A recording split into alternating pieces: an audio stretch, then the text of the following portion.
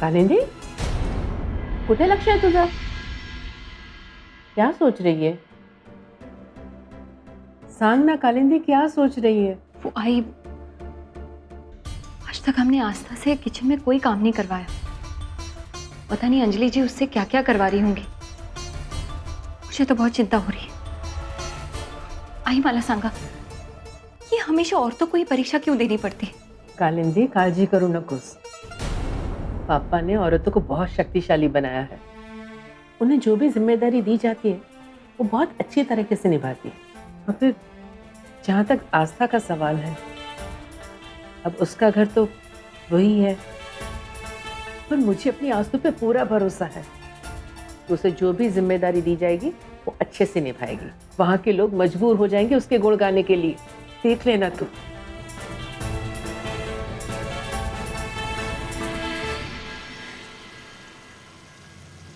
अरे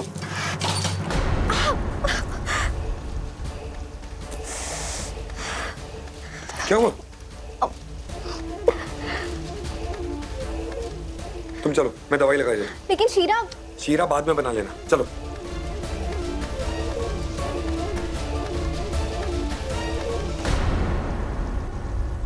सोजल, सोजल, क्या चल रहा है?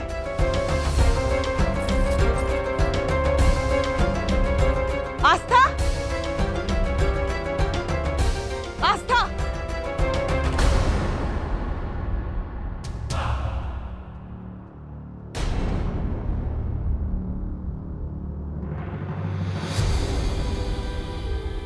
मुझे आपसे एक बहुत जरूरी बात करनी है। आप समझ क्यों नहीं रहे? बात बहुत इंपॉर्टेंट है। मैंने कहा ना, अभी नहीं।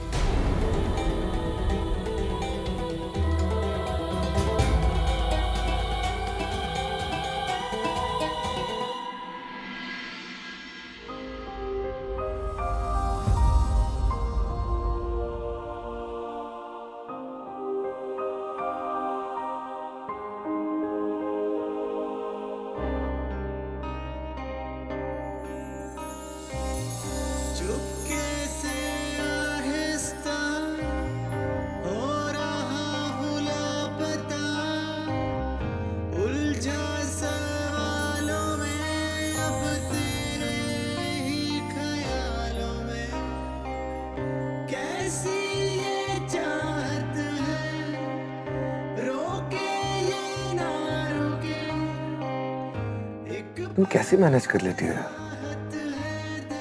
दिन ब दिन और खूबसूरत होती ही जा रही हो।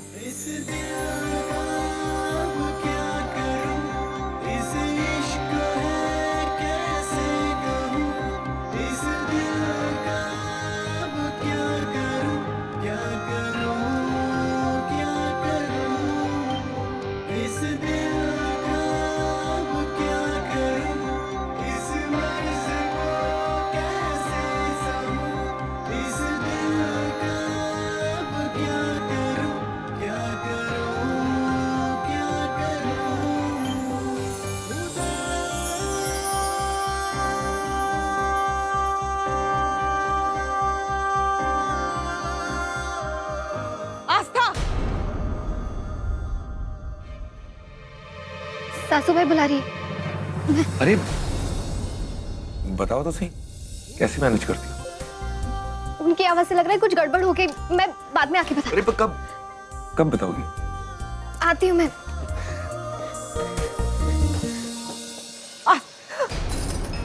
भाई,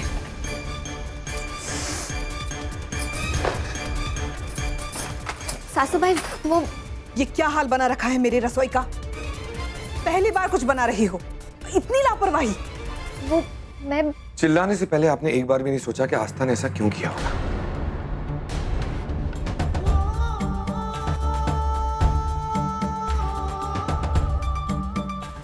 उसका हाथ जल गया था, मैं लेके गया था उसे, उसमें उसकी कोई गलती नहीं। जो कहना है आप मुझसे कहिए। औरतों के और घर के मामलों में दखल ना दो तो बेहतर होगा। हाथ ही जला है, पूरी की पूरी तो नहीं जली ना? सॉरी सासू भाई, वो मैं ज्योति ताई की परेशानी के बारे में सोच रही थी, इसलिए शीरे पे ध्यान नहीं था। सॉरी। ज्योति ताई की परेशानी? क्या हुआ उसे? ताई घर आई है?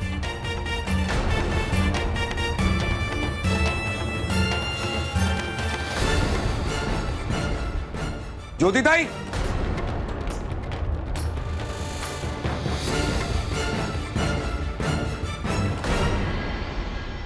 ज्योति ताई,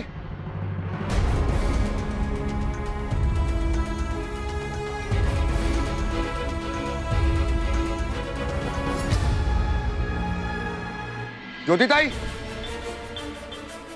ज्योति ताई, आप प्लीज आराम से बात कीजिएगा, वो बहुत परेशान है। हुआ क्या है ज्योति ताई को? बताओ। जब हम लोग कोल्हापुर गए थे तब मेरी मुलाकात ज्योति ताई से हुई थी। उनके चेहरे का दर्द आज भी मुझे याद है, बहुत तकलीफ में थी वो। उन लोगों ने जबरदस्ती उनका अबॉर्शन भी करवाया था।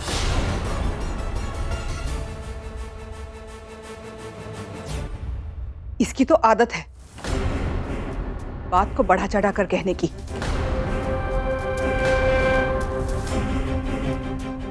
आस्था, दूसरों की जिंदगी में दखल देना बंद कर दो। हमें क्या करना चाहिए और क्या नहीं, इसकी सलाह तुमसे कतई नहीं चाहिए। हमें हमारी बेटी का ध्यान रखना आता है। और तुम होती कौन हो ये सब बोलने वाली? आप शायद भूल रही हैं कि आस्था इस घर की होने वाली बहू है।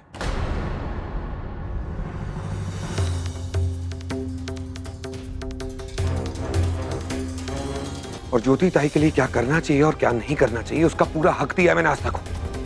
समझिए आप?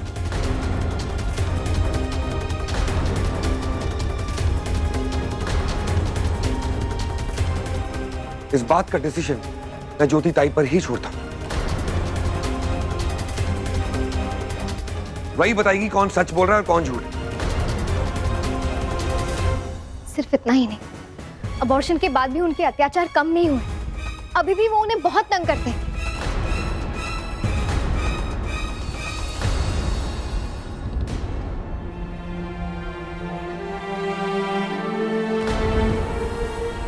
ताई,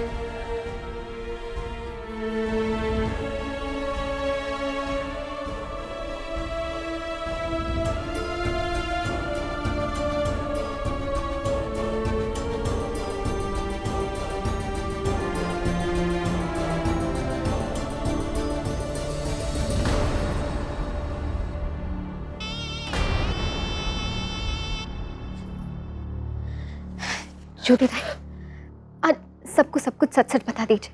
बता दीजिए क्या हुआ था कोल्हापुर में, और कुछ नहीं तो यही बता दीजिए जो आपने मुझसे कहा था। बोलिए। सच्चाई क्या है? डरने की जरूरत नहीं है, मैं आपके साथ हूं।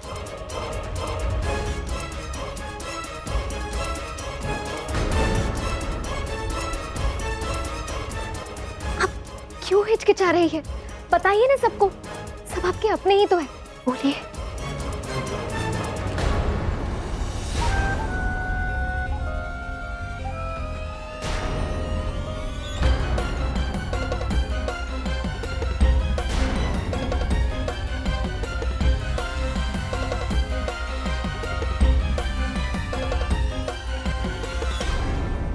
बस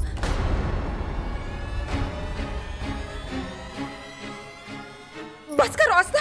और कितना झूठ बोलोगी तुम?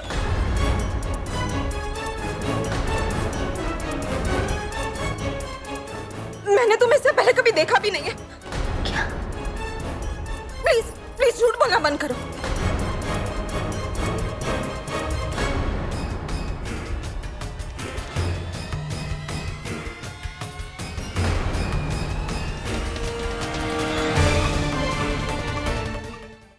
है कौन ही मुर्गी? हिम्मत तो देखो इसकी, दुनिया भर के आरोप लगा रही है अब पर।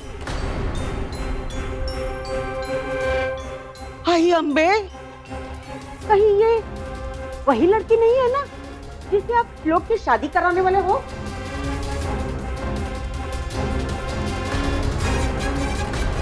कैसे बहू ला रहे हैं आप घर में, जिसे रत्ती भर ना तमीज ना लिहाज है?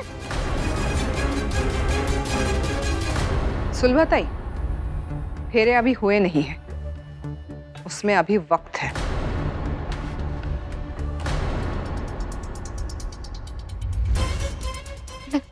मैं सच कह रही हूँ, इन्होंने खुद मुझसे कहा था। मेरा यकीन क्यों नहीं करते? मैं क्यों झूठ बोलूंगी? मुझे क्या मिलेगा झूठ बोल के? ताई, मैं एक बार फिर आपसे पूछ रहा हूं, जो सच है वो बताइए।